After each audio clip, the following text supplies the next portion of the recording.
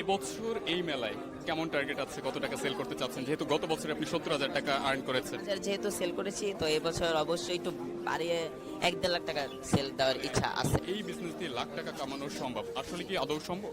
হ্যাঁ, অনেকেই তো কামাচ্ছে। এখানে দেখবেন অনেকেই দিচ্ছে, অনেকে স্টল দিচ্ছে। শুরুতে আপনার কত টাকা ইনভেস্ট ছিল? জি, শুরু হয়েছিল আমার প্রায় একটা গাপ্পি আর একটা ট্যাঙ্ক দিয়ে, সেটা 300 টাকা পড়েছিল। কি মাছ, এগুলো রেট কেমন, ওভারঅল মিলে আমাকে যদি একটু জানাতেন। আমি শুরুতেই এটা দিয়েই শুরু করতে চাই, ছোটটা দিয়েই শুরু করি, যেহেতু আপনি ছোট মানুষ।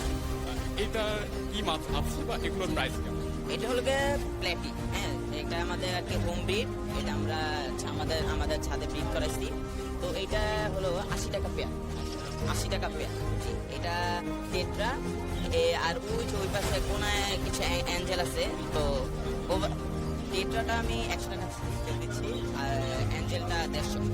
এখন যদি আমি এই পুরো সেটআপটা নিতে চাই, পুরো অ্যাকোয়ারিয়ামটা নিতে চাই, সেক্ষেত্রে আসলে কত টাকায় নিতে পারবো? আইডিয়া করলে এখানে প্রায় 2,000-2,500 টাকার হবে। আমার নাম মিয়াদ আজমাইন রাসি।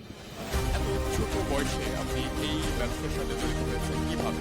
জি, এটা প্রথমে শখ থেকে শুরু করার পরে আস্তে আস্তে আর কি সেই 5 বছর থেকে আমি এই কাপ্পি পরে মলি থেকে শুরু করছি। তো আমার ছাদে বিশাল বড় সেটআপ আছে।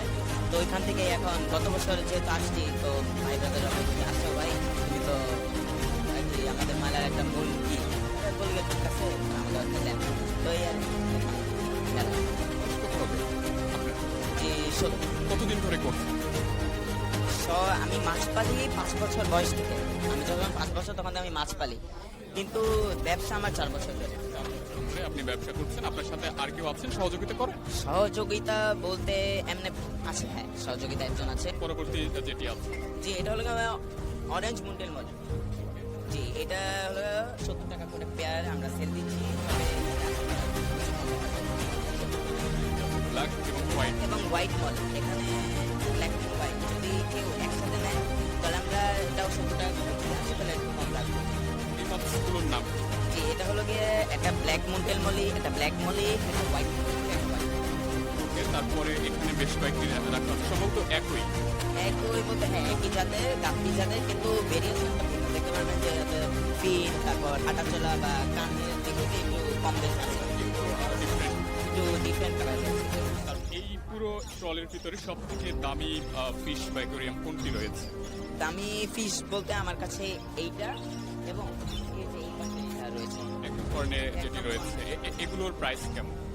জি, এগুলা এমনি আমি অনলাইনে 500 টাকা করে সেল দিচ্ছি, বাট মেলা উপলক্ষে আমার কাছে এখন 450 টাকা করে পাবে ইনশাল্লাহ। আসলে আপনার কাছে কেন মনে হলো যে অ্যাকোয়ারিয়ামের এই বিজনেসটা আপনার কাছে একটা বিজনেস, বা এটি দিয়েও স্বাবলম্বী হওয়া সম্ভব? জি, কোনো কাজই তো ছোট না আর কি। যে একজন আর কি ভ্যান চালায় বা একজন যে রিক্সা কর্মী, তো তাকে তো আর কি তুচ্ছ তাচ্ছিল্য করা যায় না। তো এখন আমি এটা আর কি একটা মোটিভ নিয়ে আসছি, দেখি হয়তোবা শখ লস হবে, 2 টাকা বেশি হবে, কিন্তু এটা একটা বিরাট মিলন মেলা, বড় ভাইরা বলছে তো আর না করতে পারি। শুরুতে আপনার কত টাকা ইনভেস্ট ছিল? জি, শুরু হয়েছিল আমার প্রায় একটা গাপ্পি আর একটা ট্যাঙ্ক দিয়ে, সেটা 300 টাকা পড়েছিল। 300 টাকা দিয়ে আপনি শুরু করেছেন। এখন আপনার মাসে, যেহেতু 4 বছর ধরে এই ব্যবসার সাথে জড়িত আছেন, তো মাসে কেমন টাকা আর্ন হয় এখন? 15 থেকে 16 হাজার টাকা আর কি আমার আর কি প্রফিট থাকছে ইনশাল্লাহ। একদম সর্বোচ্চ কত টাকা আর্ন করেছিলেন? সর্বোচ্চ আমি এক মাসে 45,000 সেল দিয়েছিলাম। আপনি মূলত ব্যবসা শুরু করেছেন কত বছর বয়সে?